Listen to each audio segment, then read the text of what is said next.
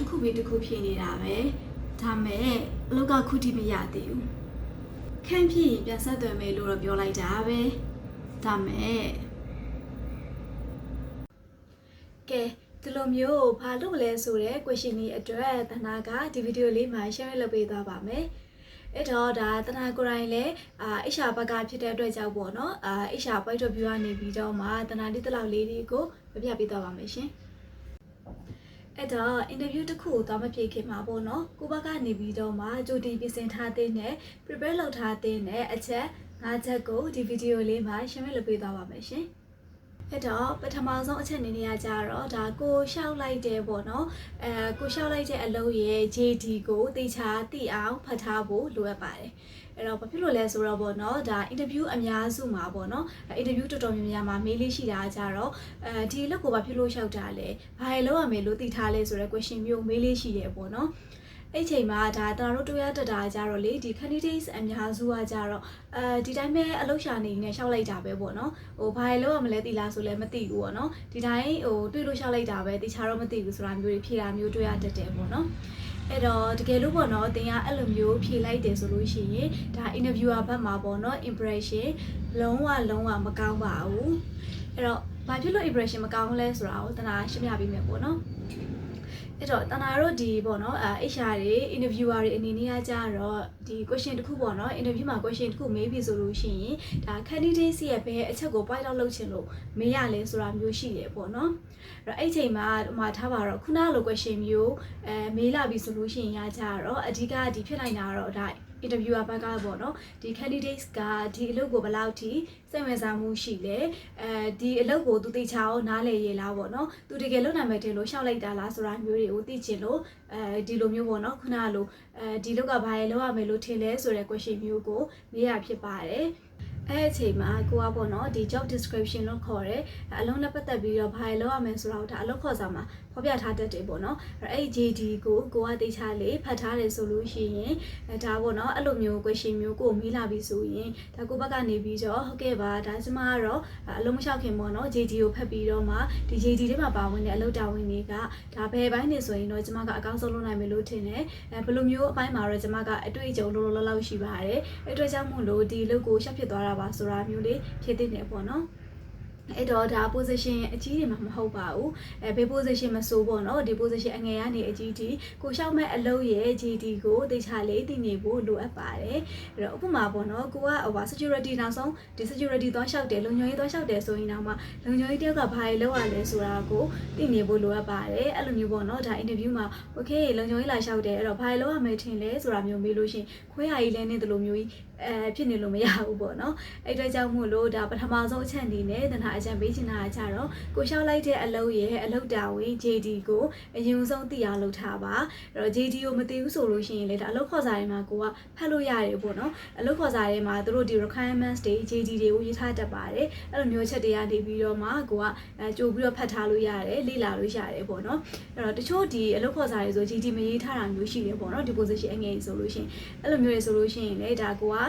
သူ့ရဲ့အလုပ်ခေါ်စာမှာ JD မပါဘူးဆိုရင်ဥပမာပေါ့နော်ထားပါတော့ HR assistant ဆိုရင် HR assistant ကဘာလုပ်ရတာလဲပေါ့နော် junior accountant ကဘာလုပ်ရတာလဲဆိုတာကို junior accountant ရဲ့ JD ဆိုပြီးတော့မှဒါ Google မှာရှာလိုက်မယ်ဆိုလည်းရတယ်ပေါ့နော်အဲ့ဒါလေးတွေကမိညံပြီးတော့မှဘာလုပ်ရမယ်ထင်တယ်ဆိုတာမျိုးကို interview မှာပြပြပေးလို့ရပါတယ်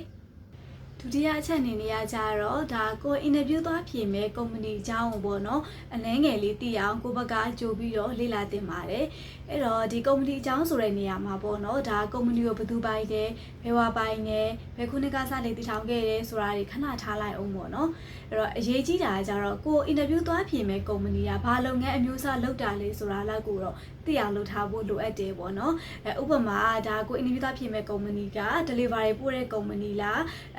trading company လားဒါမှမဟုတ် distribution လုပ်တဲ့ company လားပေါ့နော်စတာတွေကိုသိအောင်လေ့လာထားဖို့လိုအပ်ပါတယ် အဲ့တော့အဲ့လိုမျိုးကိုကဟိုဘယ်ကနေသွားပြီးတော့လေ့လာမလဲမသိဘူးဆိုလို့ရှိရင်ပေါ့နော်ဒါကုမ္ပဏီအကြောင်းကိုကိုကသိချင်တယ်ဆိုရင်Google မှာလည်းအလွယ်ရှာလို့ရတယ်ပေါ့နော်ဒါကို interview သွားဖြေပဲကုမ္ပဏီရဲ့နာမည်ကိုရိုက်လိုက်တယ်ဆိုရင်သက်ဆိုင်ရာ company profile တွေကကျလာတယ်ပေါ့နော် Google မှာအဲ့လိုမျိုးကျလာတာမျိုးလေးတွေရှိတယ်ပြီးတော့ဒီ Jobnet တို့ LinkedIn တို့လိုမျိုးပေါ့နော်ဒါအလုပ်ရှာတဲ့ဒီ platform တွေပေါ့နော် website တွေ platform တွေကနေပြီးတော့မှလည်းကိုကသွားပြီးတော့မှလေ့လာလို့ရပါတယ်တချို့ company တွေဆိုလို့ရှိရင်လည်းဒါ company website ရှိတယ်ပေါ့နော်အဲ့လိုဆိုရင်ဒါသူ့ရဲ့ website တွေမှာကိုကသွားပြီးတော့မှဒီ company အကြောင်းရေးထားတာလေးတွေကိုဝင်ပြီးတော့ဖတ်လို့ရတယ်ပေါ့နော်အဲ့တော့ဒီဒုတိယချက်အနေနဲ့တနဟာအကြံပေးချင်တာကဒါ interview သွားမဖြေခင်ကိုသွားဖြေမဲ့ company အကြောင်းပေါ့နော်အကြံပေးလေးသိအောင်လို့တော့တစ်ချက်ဖတ်သွားစီချင်တယ်ပေါ့နော်တတိယအချက်ကကြတော့ကိုယ့်အကြောင်းကိုမိတ်ဆက်ဖို့အတွက်ပေါ့နော်တေချာလေးပြင်ဆင်သွားပါအဲ့တော့ဒီကိုယ့်အကြောင်းကိုမိတ်ဆက်တယ်ဆိုတာလေအများဆုံးထင်ကြတယ်လွယ်လွယ်လေးလို့ထင်ကြတာပေါ့နော်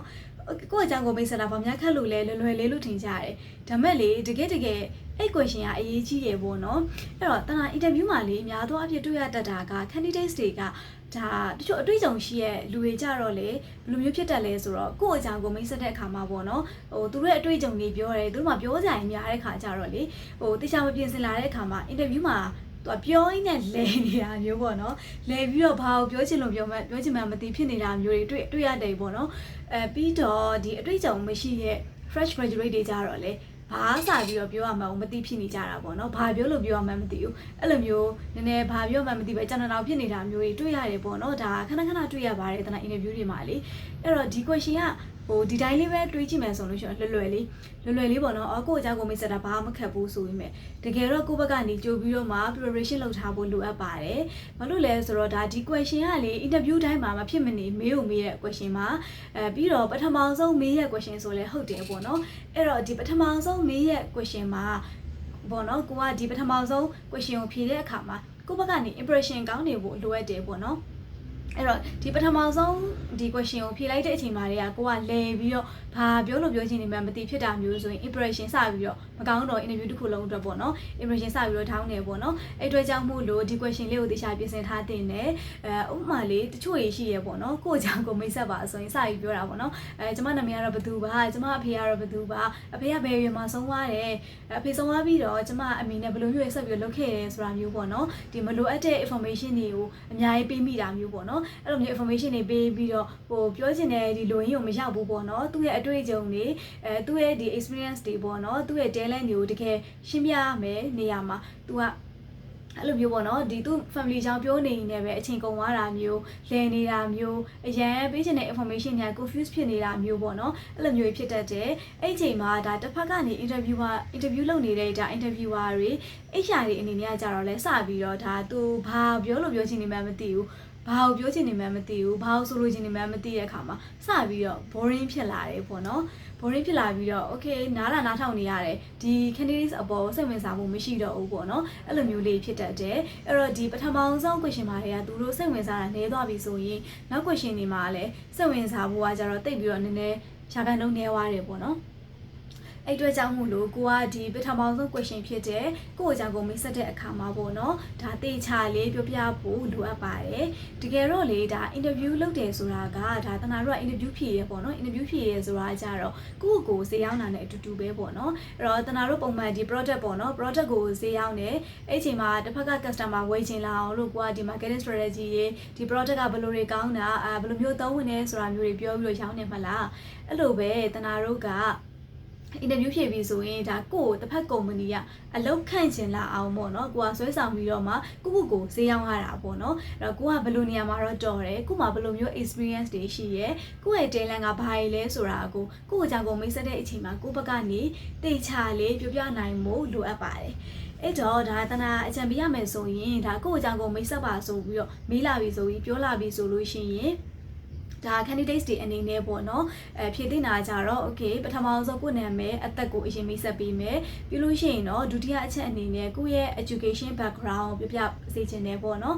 ်ကိုကဘယ်လိုသင်တန်းနေတက်ထားတယ်ဘယ်ခုနှစ်မှာတော့ကျောင်းပြီးခဲ့တယ်ဘယ် major အထူးပြုနဲ့ကျောင်းပြီးခဲ့တယ်ဆိုတာမျိုးလေးပြပြစေချင်တယ်ပြီးတော့မှတတိယအချက်အနေနဲ့ကိုရဲ့လုပ်ငန်းအတွေ့အကြုံပေါ့နော်ကိုကကျောင်းပြီးသွားတဲ့အချိန်မှာဘယ်ကုမ္ပဏီမှာစပြီးတော့အလုပ်ဝင်ခဲ့တယ်အဲ့ကုမ္ပဏီကတော့ဘယ်လိုမျိုးစားမျိုးပေါ့နော်ဥပမာဒီ trading လုပ်တဲ့ကုမ္ပဏီ အဲ့ကုမ္ပဏီမှာကိုကဘာတွေလုပ်ခဲ့ရတယ်ဆိုတာလေးရဲ့ဘယ်လောက်ကြာအောင်လုပ်ခဲ့ရဲဆိုတာလေးကိုပြောစေချင်တယ်ပေါ့နော်ပြီးလို့ရှိရင်တော့ဒါကို CV မှာရေးထားတဲ့အတိုင်းပေါ့နော်အစင်လိုက်လေးပေါ့ကုမ္ပဏီတစ်ခုချင်းစီအလိုက်ဘယ်မှာလုပ်ခဲ့တယ်ဘာတွေလုပ်ခဲ့တယ်ဘယ်လောက်ကြာရဲဆိုတာမျိုးလေးကိုပြောစေချင်ပါတယ်တကယ်လို့လုပ်ငန်းတွေ့ကြုံမရှိသေးတဲ့လူငယ်တွေ fresh graduate တွေအနေနဲ့ဆိုလို့ရှိရင်လည်းဒါကိုယ့်ရဲ့ education ပေါ့နော် education အကြောင်းပြောပြီးတဲ့အချိန်မှာဒါကိုအရင်က volunteer လုပ်ခဲ့တဲ့ activity လေးတွေရှိရဆိုလို့ရှိရင်ပြပြပေးလို့ရတယ်ပြီးတော့ကိုကပေါ့နော်ဒီလုပ်ငန်းတွေ့ကြုံမရှိသေးဘူးဆိုပေမဲ့ဘယ်ဘာလို့တော့ကိုကအဓိကစိတ်ဝင်စားတယ်အဲ့ထွက်ကြောင့်လေဒါတင့်တော်တဲ့ certificate တွေဒီပညာရပ်တွေကိုကိုကလေ့လာထားတယ်သင်ယူထားတယ်အဲ့ထွက်ကြောင့်မို့လို့ကိုကဒီလုပ်ကိုတကယ်ပဲလုပ်ချင်တယ်စိတ်ဝင်စားရဲဆိုတာလေးကိုတစ်ဖက်ကသိအောင်သိချလေး highlight လုပ်ပြီးတော့ပြောပေါ့နော်ပြီးတော့ကိုကိုတိုင်းကလည်းဒါတင်လွယ်တက်လွယ်ဖြစ်တယ်အဲ့တော့ဒီလိုအပ်တဲ့ skill တွေကိုမှဖြည့်ထားဖြစ်တဲ့အတွက်ကြောင့်မို့လို့လုပ်ငန်းခွင်တွေမှာနေလေးပါကိုသင်ပေးလိုက်မယ်ဆိုရင်တော့ကိုကသိချလေးလုပ်နိုင်မယ်ဆိုတာမျိုးလေးပေါ့နော်အဲ့လိုမျိုးလေးကိုအလုပ်ခန့်ချင်လာအောင်ဆွဲဆောင်တဲ့ပုံစံမျိုးလေးကိုကဖြည့်သင့်ပါတယ်စလုပ်ထားအချက်ကကြတော့ဒါပေါ့နော် HR ဘက်ကမဟုတ်ပေနဲ့ hiring manager ဘက်ကနေပြီးတော့မှမေးလာနိုင်တဲ့ technical question တွေကိုပြင်ဆင်ထားဖို့အတွက်လိုအပ်ပါတယ်အဲ့တော့ hiring manager ဆိုတာကတော့ဒါအလုပ်ထဲရောက်ပြီဆိုလို့ရှိရင်ပေါ့နော်ဒါကိုနဲ့တွဲပြီးတော့လုပ်ရမယ်ကိုယ့်ရဲ့ဌာနကဒါ manager ပေါ့နော်ဌာနမှုပေါ့ဌာနမှုပြောချင်တာပါအဲ့တော့ပုံမှန် interview တွေမှာဆိုလို့ရှိရင်တနာတို့ဒီ HR ဘက်ကနေတယောက်ပါတယ် hiring manager တယောက်ပါတယ်နှစ်ယောက်ပေါ့နော်နှစ်ယောက်ကတော့ဒါ interview မှာပါလေးရှိပါတယ်အဲ့တော့ဒီhiring manager ဘက်ကပေါ့နော်ဘယ်လိုမျိုး question တွေမေးတက်လဲဆိုရင်သူကတော့ဒါလုပ်ငန်းခွင်တွေမှာသူနဲ့တကယ်တွဲလုပ်ရမှာဖြစ်တဲ့အတွက်ကြောင့်မို့လို့ဒီလုပ်ကိုပေါ့နော်ဒီ candidates ကတကယ်လုံနိုင်လားမလုံနိုင်လားဆိုတော့ sensitive မေးခွန်းမျိုးကိုသူ့ဘက်ကနေပြီးတော့မှမေးလေးရှိရပေါ့နော်အဲ့တော့ဥပမာကိုကဒီ graphic designer ရှောက်တယ်ဆိုလို့ရှိရင်ဒါ hiring manager ဘက်ကနေပြီးတော့မေးလာနိုင်တဲ့ technical question ကကြတော့ okay အဲ့တော့ design ဆွဲပြီဆိုရင်ဘယ်လိုမျိုး software တွေဘယ်လိုမျိုး tools တွေကိုသုံးပြီးတော့ကိုက design ဆွဲလေးရှိလဲဆိုတာမျိုးမေးလာနိုင်တယ်ပြီးတော့ဒီ tools တွေတစ်ခုနဲ့တစ်ခုကအားသာချက်အားနည်းချက်ဘယ်လိုမျိုးလေးတွေရှိလဲပေါ့နော်အဲ့လိုမျိုးလေးမေးတတ်တယ်ပြီးတော့ဥပမာထားပါတော့ကိုလိုချင်တဲ့ဒီပေါ့နော်design ပေါ့နော်ဒီ design ကိုကိုကလိုချင်တယ်အဲ့အတွက်ဆိုလို့ရှိရင်ဘယ်လို color တွေသုံးတာသိတော်မလဲဘယ်လိုပုံစံနဲ့ design idea ပေါ့နော်ဘယ်လိုမျိုးသွားချင်လဲဆိုတာမျိုးလေးမိတတ်တယ်ပေါ့နော်ဥပမာကိုကနောက်ထပ်ဒီ marketing executive ရှောက်တယ်ဆိုလို့ရှိရင်လည်းevent planning ဆွဲဘူးလား event plan ကိုဘယ်လိုမျိုးဆွဲခဲ့တာမျိုးရှိလဲဆိုတာမျိုးတွေပေါ့နော်အဲ့လိုမျိုးကိုယ့်ရဲ့အလုံးနဲ့ပတ်သက်တဲ့ကိုယ့်အတွေ့အကြုံနဲ့ပတ်သက်တဲ့ question တွေကိုမေးတာမျိုးရှိတတ်တယ်ပေါ့နော်အဲ့တော့ကို့မှာဒီ achievement တွေရှိခဲ့တဲ့အရေးလုပ်ငန်းအတွေ့အကြုံတွေကိုရှိခဲ့တယ်ပေါ့နော်အဲ့ဒါတွေကိုသိချလေးကိုကနေပြီးတော့မှပြပြပေးနိုင်ဖို့လိုအပ်တယ်ကိုယ့်ရဲ့ skill ကိုပေါ့နော်ဒီနေရာမှာသိချလေးချပြဖို့လိုအပ်ပါတယ်နောက်ဆုံးချက်အနေနဲ့ကကြတော့ဒါကိုစီ interview appointment တစ်ခုပေါ့နော်ဝင်လာပြီဆိုလို့ရှိရင်ဒါကို interview သွားဖြေရမယ်ကုမ္ပဏီရဲ့လိပ်စာပေါ့နော်ကုမ္ပဏီရဲ့လိပ်စာကိုကြည့်ပြီးတော့ Google Map မှာကြိုပြီးတော့ကြည့်ပါပြီးတော့ကိုကဥမာပေါ့နော်ဒီ YBS နဲ့သွားမယ်ဆိုလို့ရှိရင်လည်းဘယ်ကားနဲ့ဘက်ကရောက်တာလဲဘယ်နေရာမှာကိုကဘယ်မှတ်တိုင်ပေါ့နော်ဘယ်မှတ်တိုင်မှာဆင်းရမှာလဲဆိုတာကိုကြိုပြီးတော့သိအောင်လုပ်ထားပါသွားဖြည့်ကန်နေကြမှာပေါ့နော်ဟိုဘယ်မှာဆင်းလို့ဆင်းရမယ်မသ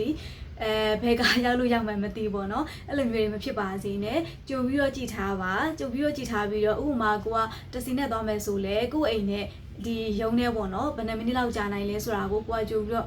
့ကြည့်ထားပေါ့နော် 1ms နဲ့သွားမယ်ဆိုလဲဘယ်နှစ်မိနစ်လောက်ကြိုပြီးစောထွက်ရမယ်ပြီးလို့ရှိရင်ဘယ်မှတိုင်မှာဆင်းရမယ်ဆိုတာမျိုးလေးဘယ် 1ms နဲ့ပဲရောက်တယ်ဆိုတာမျိုးလေးတွေပေါ့နော်ကြိုသိထားပြီးတော့မှကိုယ့်ရဲ့ interview ချိန်ထားတဲ့အချိန်ထက်အနည်းဆုံး15မိနစ်ရအောင်ပေါ့နော်15မိနစ်စောပြီးတော့မှရအောင်သွားပါဒီပေါ့နော်ဘာလို့လဲဆိုတော့ကိုကလေဒီ interview သွားဖြစ်ခံနေကြတော့မှဘယ်လိုပြောမလဲဘယ်မှတိုင်ဆင်းရမယ်မလည်းမသိဘူးပြီးတော့နောက်လည်းနောက်ကျနေပြီဆိုရင်ကိုအသေးတန်ပြေးရပြီဆိုလို့ရှိရင်ချွေးတွေလည်းထွက်ချွေးတန်တရရဲနဲ့သိရမလားအဲ့လိုချွေးရထွက်ပြီးတော့ကိုနာအနှံ့တက်ကလည်းမကောင်းပြီးတော့လောနဲ့ interview ခင်းနဲ့ဝင်တဲ့အခါမှာလည်းကိုကနည်းနည်းလေးကိုယ့်ရဲ့ဒီပေါ့နော်ဘယ်လိုပြောမလဲတန်ပါမြင့်နေရပေါ့နော်အဲ့လိုမျိုးဖြစ်တတ်တယ်ပြီးတော့ဒီကိုချွေးထွက်လာတယ်ဆိုလို့ရှိရင်လည်းချွေးနဲ့ရတာမျိုးပါဖြစ်တတ်တယ်ပေါ့နော် interview ခင်းထဲမှာအဲ့အတွက်ကြောင့်မို့လို့ဝါကြိုပြီးတော့ပြင်ဆင်သွားပါအေးစစ်စစ်တရဲတေချာဝစားဆင်ရင်ပြီးတော့မှ interview တစ်ခုကိုသွားဖြေပါအဲ့တော့အခုဗီဒီယိုကြည့်နေတဲ့ဒါတကယ်ကြီးနေအနေနဲ့ဆိုရင်ရော interview တစ်ခုကိုသွားဖြေပြီးဆိုရင်ဘယ်အချက်တွေကအရေးကြီးရလို့ထင်လဲ comment လေးမှာဆွေးနွေးပေးသွားပါအောင်နော်တနာရဲ့ Your Bestie ဆိုတဲ့ channel လေးကိုလည်း like and subscribe လေးလုပ်ဖို့မမေ့ကြနဲ့နော်နောက်ဗီဒီယိုတွေမှာပြန်ပြီးတော့တွေ့ပါမယ်အားလုံးပဲ bye bye Your Bestie forever with you